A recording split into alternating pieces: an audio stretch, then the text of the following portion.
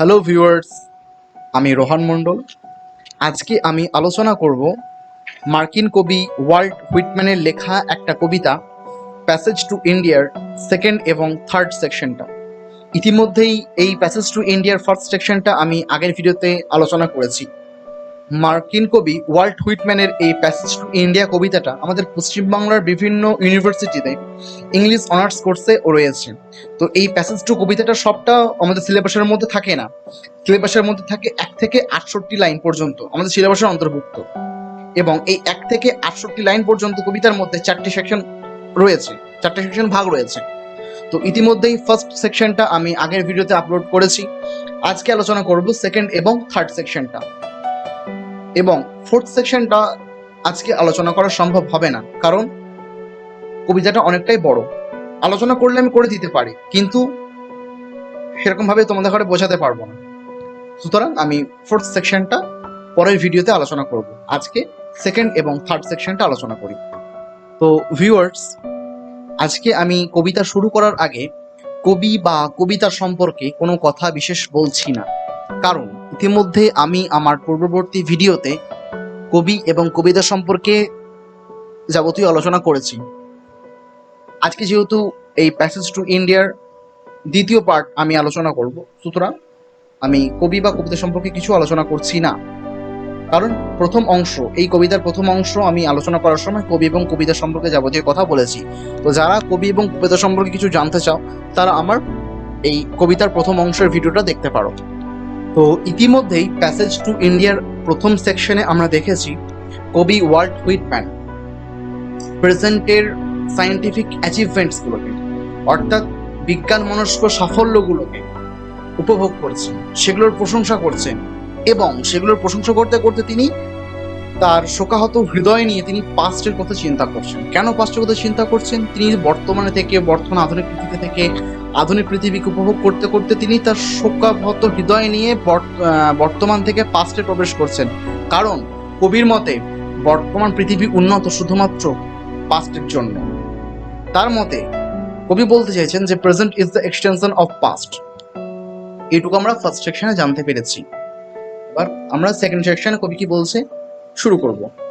কবি বলছে, passage O soul to India eclairs the myths Asiatic, the primitive fables. Passage, এই সমগ্র কবিতা জুড়ে আমরা দেখতে পাবো কবি প্যাসেজ টু ইন্ডিয়া বা প্যাসেজ কথাটি অনেকবার ব্যবহার করেছে। তো কবি প্যাসেজ বা প্যাসেজ টু ইন্ডিয়া, অর্থাৎ এই প্যাসেজ কথাটার মাধ্যমে কবি বলতে চাইছে ওয়ান্ট বা পথ, অর্থাৎ কবি বলতে চাইছে want to go India, want to visit India. কবি ভারতবর্ষ ভ্রমণ করতে চায়, ভারতবর্ষের ঐতিহ্যকে দেখতে চায়। তাহলে বলছে যে passage O soul to India, কবি তার আত্মাকে বলছে, ও আত্মা, আমি ভারত যেতে চাই। কেন ভারত যেতে চান কবি? বলছে eclairs the myths Asiatic, the primitive fables. eclairs কথার অর্থ হলো to describe something in a spiritual manner, অর্থাৎ কোনো কিছুকে আধ্যাত্মিকভাবে বর্ণনা করা, যে কোনো ঘটনাকে, যে কোনো জিনিসকে আধ্যাত্মিক রূপে বর্ণিত করা, তাকে বলে ইক্লেয়ারেসিস। মিথস বলতে যেটা আমরা জানি পুরাণ বা পুরা কথা বা শ্রুতি, অর্থাৎ মিথস বলতে যেসব কথার কোনো যুক্তি হয় না, যেসব কথাগুলো আমরা কানে শুনেছি, লোককথা যেটাকে বলি, বা পুরা কথা যেগুলো আমরা পুরাণ থেকে পাই, সেসব কথাগুলোকে বলে মিথস। এশিয়াটিক বলতে এশিয়া মহাদেশের কথা কেন বোঝাইছেন। তো eclaircise the myths Asiatic, the primitive fables, primitive কথার অর্থ হচ্ছে অ্যান্টিক বা অ্যানশিয়েন্ট, অর্থাৎ পুরাতন বা প্রাচীন, এবং ফেবলস কথার অর্থ হচ্ছে মন গড়া কাহিনী বা লোককথা, যে পেছনে কথার কোনো যুক্তি নেই, মন গড়া কথা বা লোককথা। তাহলে মানে কি দাঁড়াচ্ছে যে eclaircise the myths Asiatic the primitive fables, অর্থাৎ বর্ণনা করতে এশিয়া মহাদেশের পুরাতন মন গড়া কাহিনী আধ্যাত্মিকভাবে। তাহলে কবির হৃদয় কেন ভারতবর্ষ ভ্রমণ করতে চায়, তার একটা কারণ হচ্ছে ভারতবর্ষের যে পুরাতন মন গড়া কাহিনী সেটাকে আধ্যাত্মিকভাবে বর্ণনা করতে, এটা একটা কারণ। তারপর কবি কি বলছে, not you alone proud truths of the world, বলছে নট ইউ অ্যালন, তুমি একা নও, proud truths of the earth, পৃথিবীর গর্বের বিষয়। এখানে ইউ বলতে কবি কাকে বুঝিয়েছেন সেটা আমরা একটু পরেই জানতে পারবো। তার পরের লাইনে আবার কবি বলছেন যে নর ইউ অ্যালোন, তুমি একা নও, you facts of modern science, বর্তমানে আধুনিক বিজ্ঞানের গৌরব। অর্থাৎ কবি কাউকে একটু উদ্দেশ্য করে বলছে যে তুমি একা নও বর্তমান পৃথিবীর আধুনিক বিজ্ঞানের গৌরব, বা তুমি একা নও পৃথিবীর গর্বের বিষয়। তো তুমি বলতে কবি এখানে কাকে বুঝিয়েছে?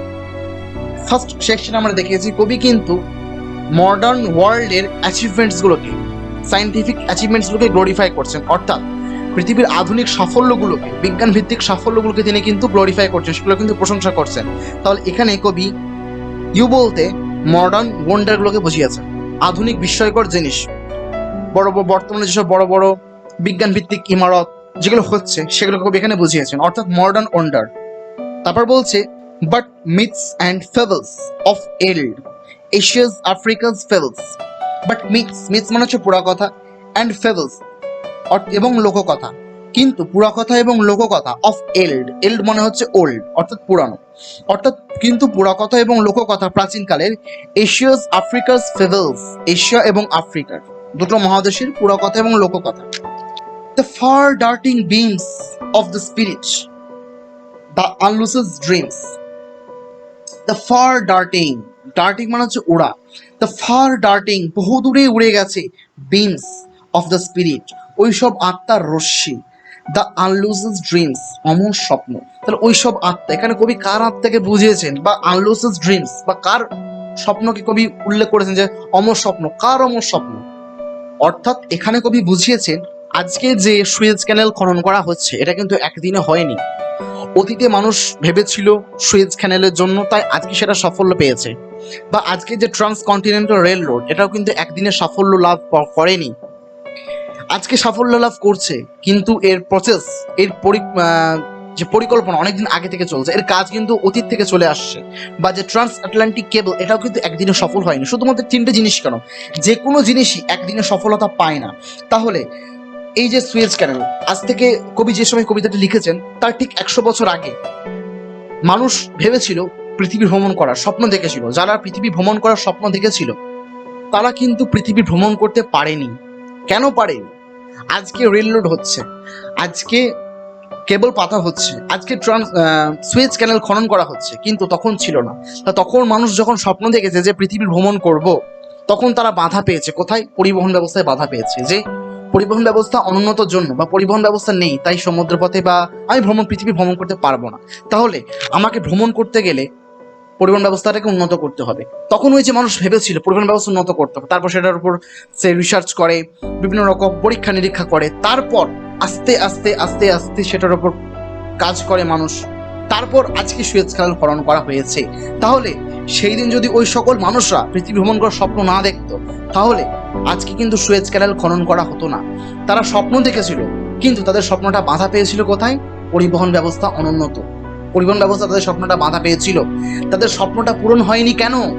কারণ তখনকার দিনে সুয়েজ ক্যানেল ছিল না, তখনকার দিনে ট্রান্স আটলান্টিক কেবল ছিল না, তখনকার দিনে ট্রান্সকন্টিনেন্টাল রেল রোড ছিল না। তাহলে তখন যে তাদের স্বপ্নটা বাধাপ্রাপ্ত হয়েছে, তখন থেকে মানুষ ভেবেছে তাহলে আমার স্বপ্নটাকে পূরণ করার জন্য আমাকে কিছু করতে হবে, আমাকে পরিবহন ব্যবস্থাটাকে উন্নত করতে হবে। তখন থেকে মানুষ সেই ধারণার ওপর কাজ করা শুরু করে এবং আজকে সেই ধারণাটা সফলতা লাভ পায়।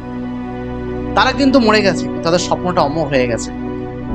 কবি এখানে এটাই বলছে, the far darting beams of the spirit, the unloosed dreams, বহু দূর উড়ে গেছে ওই সব আশার রশ্মি। অর্থাৎ কবি বলছে যে আজকে পৃথিবী সফলতা পাচ্ছে, সফলতার মুখ দেখছে, কিন্তু সেই সব আত্মা যাদের জন্য পৃথিবী সফলতা দেখছে অতীতে, যারা এর পেছনে মূল কাণ্ডারি, তারা কিন্তু মারা গেছে, তাদের আত্মা বহুদূর চলে গেছে। দ্য আনলুসেস ড্রিম, তাদের স্বপ্নটা কিন্তু এখনো অমর হয়ে আছে। তারপর কবি বলছে the deep diving bibles and legends, অর্থাৎ মনের গভীরে ডুবে আছে বাইবেল এবং লেজেন্ডরা। অর্থাৎ ওই যে লেজেন্ডরা, যারা এই সমস্ত কিছু স্বপ্ন দেখেছিল, তারা কিন্তু আমাদের মনের গভীরে অন্তরে ডুবে আছে। এবং আর কোথায় তারা স্থান পেয়েছে? বাইবেলে, পুরাণে তাদের কথা বাইবেলে আছে, এবং অর্থাৎ তারা আমাদের মনের অন্তরে এবং বাইবেলে স্থান পেয়েছে। The daring plots of the poets, the elder religions, the daring plots, plots কথার অর্থ হচ্ছে কৌশল, এবং ডেয়ারিং কথার অর্থ হচ্ছে সাহসী, অর্থাৎ the daring plots of the poets, কবির সাহসী কৌশল। দ্য এল্ডার রিলিজিয়ন্স, পুরাতন ভারতের সর্বধর্ম সমন্বয়। কবি ভারতবর্ষের যে একটা সর্বধর্ম সমন্বয় দেশ, এইটার ভিত্তি কিন্তু কবিতার মধ্যে তুলে ধরেছেন। তো এখানে এই লাইনটা তুলে ধরেছে, তার কারণ হচ্ছে, বা কবি কথাটা বলেছেন কারণ আগে কিন্তু পারমিশন ছিল না, অধিকার ছিল না কোনো রাজনৈতিক বা কোনো ধার্মিক ব্যাপারে, কোনো দেশের রাজনৈতিক ব্যাপারে কারোর লেখা, সে যত বড় কবি হোক না কেন, রাজনৈতিক বা গণতান্ত্রিক বা ধর্ম নিয়ে এসব নিয়ে লেখালেখি করার অধিকার আগেকার দিনে ছিল না। এমনকি বর্তমান পৃথিবীতেও সেটা এখনো আছে, কোনো ধর্ম নিয়ে কথা বলা যাবে না, রাজনৈতিক ব্যাপারে আলোচনা করা যাবে না। তো কবি কিন্তু সেই সব জিনিসগুলোকে উপেক্ষা করেও তার সাহসিকতার সাথে তিনি কিন্তু লিখে গেছেন। তিনি লিখেছেন যে ভারতবর্ষ সর্বধর্ম সমন্বয় দেশ। কবি কে এখানে সাহসী বলেছে কেন? কারণ কবি হচ্ছেন মার্কিন কবি হয়েও আমেরিকা কিন্তু সর্বধর্ম সমন্বয় দেশ নয়, সর্বধর্ম বর্ণ সমন্বয় দেশ হলো ভারতবর্ষ। অর্থাৎ তিনি আমেরিকান কবি হয়েও আমেরিকায় বসে আমেরিকায় লিখছেন, কিন্তু তিনি নাম করছেন ভারতবর্ষের ঐতিহ্যের। তিনি ভারতবর্ষ ভ্রমণ করার কথা বলছেন, তিনি ভারতবর্ষের গুণগান গাচ্ছেন, তিনি ভারতবর্ষের প্রশংসা করছেন। এটা কি কম সাহসিকতা তখনকার দিনে? এটা এখানে কবি বলেছেন যে তার সাহসিকতা কতটা, তার সাহসিকতার কবি পরিচয় দিয়েছেন। তারপর কবি বলছে, O you temples fairer than lilies poured over by the rising sun, O you temples, এখানে মন্দির বলছে, মন্দিরগুলো fairer than lilies, লিলি ফুলের থেকেও সুন্দর, poured over by the rising sun, poured মানে হচ্ছে ঢালা, over the rising sun অর্থাৎ সূর্য যখন উদিত হচ্ছে তার সেই রশ্মি যেন মন্দিরগুলোর উপর ঢেলে দিয়েছে, চকচক করছে মন্দিরগুলো, মনে হচ্ছে যেন সূর্য রশ্মি বা উদীয়মান সূর্যের যে রশ্মি সেটা যেন এই মন্দিরগুলোর উপরে বর্ষিত হচ্ছে। এখানে কবি মন্দির বলতে ভারতবর্ষের মন্দিরগুলোর কথা বলেছেন, ভারতবর্ষের যে মন্দির, ঐতিহ্যবাহী মন্দির, সেগুলোর কথা কবি এখানে বলেছেন। তারপর বলছে, O you fables spurning the known, eluding the hold of the known, mounting the heaven, O you fables spurning the known, হচ্ছে লোককথা। স্পার্নিং মানে হচ্ছে পদদলিত করা বা এড়িয়ে যাওয়া, তাহলে স্পার্নিং দ্য, ও ইউ ফেবলস লোককথা, স্পার্নিং দ্য নোন জানাকে দূরে সরিয়ে দেয়, জানা জিনিসকে এড়িয়ে যায়, eluding the hold of the known, eluding মানে হচ্ছে এড়িয়ে যাওয়া, এড়িয়ে যায় জানা জিনিসগুলোকে, the hold of the known জানা জিনিসগুলোকে এড়িয়ে যায়, mounting to heaven স্বর্গের পথ প্রশস্ত করে। পুরা কথা বা লোককথা যেসব জানা যৌক্তিক জিনিস, যৌক্তিকতার সঙ্গে যেসব জিনিসগুলো ঘটনাগুলো আছে সেগুলোকে কিন্তু পুরাণে পাবে না। যত অযৌক্তিক ঘটনা, যত অযৌক্তিক কথা, সেগুলো কিন্তু পুরাণে স্থান পায়। কবি সেটাই বলছে যে, O fable spurning the known, eluding the hold of the known, mounting the to heaven. তাহলে লোককথা বা পুরাণের কথাগুলো জানা জিনিসকে দূরে সরিয়ে দেয়, জানাগুলোকে এড়িয়ে যায়। পুরাণে কিন্তু জানা জিনিসগুলো বা যৌক্তিকতার সাথে কথাগুলো স্থান পায় না। মাউন্টিং টু দ্য হেভেন স্বর্গের পথ প্রশস্ত করে। মাউন্টিং টু হেভেন বলতে এখানে বুঝেছেন স্বর্গের পথ প্রশস্ত করে। অর্থাৎ পুরাণের বা লোককথা গুলো শুনলে আমাদের মনের মধ্যে একটা অদ্ভুত অনুভূতি হয়, কিছুক্ষণের জন্য আমরা যেন মনে হয় অন্য জগতে চলে গেছে, অন্য জগতে আমরা গমন করছি। যখন পুরাণের কোনো কথা, সেটা কোরআন হোক, গীতা হোক, বাইবেল হোক, রামায়ণ হোক, মহাভারত হোক, যে কোনো গ্রন্থ হোক, পুরাণের কোনো কথা শুনলে আমাদের সকলের মনে একটা অদ্ভুত অনুভূতি জাগে, একটা অদ্ভুত চিত্র অঙ্কিত হয় আমাদের মনের মধ্যে। যেন সেটাই বলছে, সেই যে অনুভূতি, তখন মনে হয় যে মাউন্টিং টু হেভেন স্বর্গের পথ প্রশস্ত হচ্ছে। বলছে, you lofty and dazzling towers, pinnacled red as roses burnished with gold. You lofty and dazzling towers, তুমি অহংকারী এবং উজ্জ্বল প্রাসাদ। টাওয়ার্স বলতে কবি এখানে প্যালেসেস অফ ইন্ডিয়ার, অর্থাৎ ভারতবর্ষের যে ঐতিহ্যবাহী প্রাসাদ, উঁচু উঁচু প্রাসাদ, রাজবাড়ি, সেগুলোর কথা বলেছেন। পিনাকেল চূড়াযুক্ত, রেড অ্যাজ রোজেস গোলাপের মতো লাল, বার্নিশড উইথ গোল্ড মনে হচ্ছে যেন সোনা দিয়ে পালিশ করা। Towers of fables immortal, fashion from mortal dreams, বলছে লোককথার চিরন্তন প্রাসাদ তৈরি হয়েছে মরণশীল স্বপ্ন দিয়ে। এই প্রাসাদগুলো, এই ইমারতগুলো, এই স্মৃতিগুলো কিন্তু রয়ে যাবে, কিন্তু এগুলো তৈরি হয়েছে যে স্বপ্ন দিয়ে, সেই স্বপ্নটা কিন্তু মরণশীল।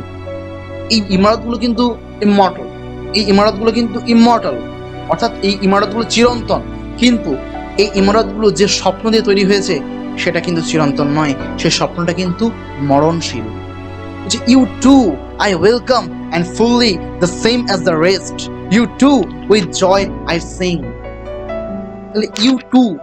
ইউ টু ওদের কবি বলছে আমি তোমাদেরও স্বাগত জানাচ্ছি, এবং পুরোপুরি সমানভাবে বাকিদের বলে যারা বাদ পড়ে গেছে আলোচনা করতে। সমস্ত কিছু তার কবিতার মধ্যে এইটুকু কবিতার মধ্যে তুলে ধরা সম্ভব নয়, তাই যতটুকু কবির দ্বারা সম্ভব হয়েছে কবি ততটা তুলে ধরেছে। এবং যদি কেউ বাদ পড়ে যায়, কবি বলছে তাদেরকে আমি সমানভাবে স্বাগত জানাচ্ছি, তোমাদেরও আমি আনন্দের সাথে প্রশংসা করছি। এখানে কবি ইউ টু তোমাদেরও ও অর্থাৎ বলতে কবি এখানে অনেক কিছু জিনিসকে বোঝাচ্ছেন। কি কি জিনিসকে বোঝাচ্ছেন? সেটা হচ্ছে প্রেজেন্ট অ্যাচিভমেন্টস, অর্থাৎ বর্তমান যে সাফল্যগুলোর কথা কবি বলছেন, ছোট থেকে বড় ইঞ্জিনিয়ারদের হাতে তৈরি সায়েন্টিফিক যে অ্যাচিভমেন্টগুলো, সায়েন্টিফিক বিজ্ঞান ভিত্তিক যে সাফল্যগুলো, বিজ্ঞান মনস্ক যে সাফল্যগুলো, সেগুলোর কথা বলেছেন। এবং কবি প্রিভিয়াসে যে ডিসক্রাইবগুলো করলেন, পুরাতন লোককথা যেগুলো বাইবেলে স্থান পেয়েছে, পুরাণ কথাগুলো, সেগুলোকে কবি সমানভাবে স্বাগত জানাচ্ছেন। কবি সেকেন্ড সেকশনে প্রথমেই বলেছেন যে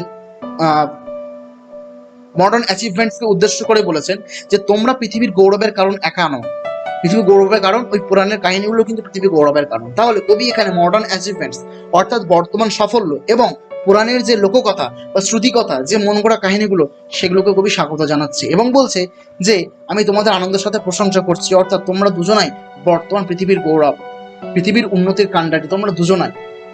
তারপর বলছে প্যাসেজ টু ইন্ডিয়া অর্থাৎ the poet want to visit India. It's a low soul, seest thou not God's purpose from the first? হে মন, হে আত্মা, তোমরা কি প্রথম থেকে উপলব্ধি করতে পারছো না ভগবানের আশীর্বাদ? The earth to be spanned, connected by network. The earth to be spanned, পৃথিবী বেড়েছে, স্প্যান অর্থাৎ বেড়েছে, কানেক্টেড বাই দ্য নেটওয়ার্ক, জড়িত হয়েছে টেলিগ্রাফের দ্বারা। পৃথিবী কোনোদিন বাড়ে, পৃথিবী আকৃতি যেটা সেটাই থাকে। পৃথিবী বাড়ে বলতে কবি বলেছে এই যে মানুষের যে যোগাযোগটা বেড়েছে, পৃথিবী যে উন্নত হচ্ছে, এই যে সুয়েজ ক্যানেলের মাধ্যমে পরিবহন ব্যবস্থা, যোগাযোগ ব্যবস্থা, সারা পৃথিবী মশাজের যোগাযোগ ব্যবস্থা উন্নত হচ্ছে, রেল রোড স্প্যান্ড হচ্ছে অর্থাৎ যোগাযোগ ব্যবস্থা আরো উন্নত হচ্ছে, ট্রান্স আটলান্টিক কেবলে মানুষ সারা পৃথিবীর সাথে নিমেষে সংযোগ করা, টেলিগ্রাফের মাধ্যমে সম্পর্ক স্থাপন করা সম্ভব হচ্ছে। এগুলো কবি এখানে বোঝাতে চেয়েছেন। অর্থাৎ পৃথিবী বাড়ছে, পৃথিবী বাড়ছে বলতে কি, পৃথিবী কিন্তু তার আয়তনে বাড়ছে না, পৃথিবীর টেকনোলজি বাড়ছে, মানুষের যোগাযোগটা বাড়ছে। তারপর বলছে the people to become brothers and sisters, the race is never to marry and be given in marriage. The people to become brothers and sisters, মানুষ একে অপরের ভাই বোনে পরিণত হচ্ছে। ভাই বোনে পরিণত হচ্ছে বলতে কি, এই যে যোগাযোগ বাড়ছে, মানুষের মধ্যে সম্পর্ক বাড়ছে, অর্থাৎ একটা ভাই বোনের সম্পর্ক, একটা সম্পর্ক তুলে ধরেছেন যে মিষ্টি সম্পর্ক, যোগাযোগ বাড়লে সেটাকে ভাই বোনের সম্পর্কের মতো মিষ্টি সম্পর্ক গড়ে উঠছে। তাই এখানে কবি বলেছেন the people to become brother and sister, পৃথিবী মানুষ একে অপরকে ভাই বোনের সম্পর্কে পরিণত হয়েছে। The races never to marry and be given in marriage, জাতি প্রতিবেশী একে অপরকে বিবাহ করছে এবং বিবাহ দিচ্ছে।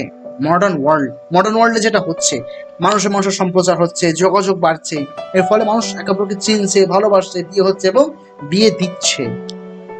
The oceans to be crossed, the distance brought near, the lands to be welded together, সমুদ্র পার করা সম্ভব হচ্ছে, আগে কিন্তু সমুদ্র পারাপার করা সম্ভব হতো না, সমুদ্র পার করা সম্ভব হচ্ছে। দ্য ডিস্টেন্স ব্রট নিয়ার, দূরত্ব কমে গেছে। দূরত্বকে কখনো কমে? দূরত্বটা কমে না, সময়টা কমে। যোগাযোগ ব্যবস্থা উন্নত হলে দূরত্ব কিন্তু কমে না, দূরত্ব কিন্তু একই থাকে, কিন্তু সময়টা কমে। অর্থাৎ সময় কমে বলতে এখন কবি বলছেন দূরত্বটা আমার কমছে। ওই সময় আমি যে পরিবহন ব্যবস্থা যখন অনুন্নত ছিল তখন 100 কিলোমিটার যেতে যে সময়টা লাগতো, এখন পরিবহন ব্যবস্থা উন্নত হওয়ার ফলে আমি ওই সময়ে 100 কিলোমিটার অধিক দূরত্ব অতিক্রম করব, অর্থাৎ সময়টা কিন্তু আমার কমছে। সেই জন্য কবি এখানে বলছে দূরত্ব কমে গেছে। The lands to be welded together, মাটি একে অপরের সাথে জুড়ে গেছে। অর্থাৎ ভারতবর্ষের মানুষ আমেরিকা মানুষ জাপানের মানুষ পৃথিবীর ভ্রমণ করছে, এক দেশের মানুষ অন্য দেশে পাড়ি দিচ্ছে। এর ফলে কি বলছে যে মাটি একে অপরের সাথে জুড়ে গেছে, অর্থাৎ আর কোনো ভেদাভেদ নেই পৃথিবীর মধ্যে। মানুষ যেখানে পারছে সেখানে, যেখানে ইচ্ছা সেখানে যাচ্ছে, শুধুমাত্র পরিবহন ব্যবস্থা উন্নতির জন্য। Modern world, A worship new, I sing, A worship, আমি একটা নতুন পূজা কিছু করছি, আমি একটা নতুন কিছু পূজা করছি। You captains, voyagers, explorers, yours, তোমরা অধিনায়ক, ভ্রমণকারী, নতুন দেশ আবিষ্কার করেছো, তোমাদের। You engineers, you architects, machinists, your, তোমরা ইঞ্জিনিয়ার, তোমরা নির্মাণকারী, তোমরা যন্ত্রচালক, তোমাদের। You not for trade or transportations only, তোমরা বাণিজ্যের জন্য নয়, সবার জন্য কাজ করছো। ট্রান্সপোর্টেশন হচ্ছে পরিবহন। অর্থাৎ তোমরা এই যে ক্যাপ্টেন, ভয়েজার্স, এক্সপ্লোরার্স, ইঞ্জিনিয়ার্স, আর্কিটেক্ট, ম্যাশিনিস্ট, তোমরা কিন্তু নিজেদের স্বার্থের জন্য নও, পৃথিবীর স্বার্থে কাজ করছো। নিজেদের বাণিজ্য ব্যবসার জন্য নও, সবার জন্য কাজ করছো, নিঃস্বার্থভাবে কাজ করছো। But in God's name and for দাই শেক, ও সোল, কিন্তু ভগবানের নামে এবং ভগবানের কৃপায় কাজ করছো, ও আত্মা। অর্থাৎ কবি এখানে বর্তমান পৃথিবীর সাফল্যের যারা কাণ্ডারি, যারা কারিগর, তাদের উদ্দেশ্য করে বলছে তোমরা কিন্তু নিজেদের স্বার্থের জন্য কোনো কিছু কাজ করছো না। তোমরা যা কিছু করছো, সে জাহাজ চালক বলো, নাবিক বলো, নতুন পৃথিবী যারা আবিষ্কার করেছে তাদের বলো, ইঞ্জিনিয়ার বলো, আর্কিটেক্ট বলো বা মেশিনিস্ট বলো, তোমরা কিন্তু নিজেদের স্বার্থে কিচ্ছু করছো না, তোমরা কিন্তু পৃথিবীর স্বার্থে কাজ করছো, ভগবানের কৃপায়, ভগবানের নামে। অর্থাৎ কবি এখানে তাদের সীমাহীন প্রশংসা করছে।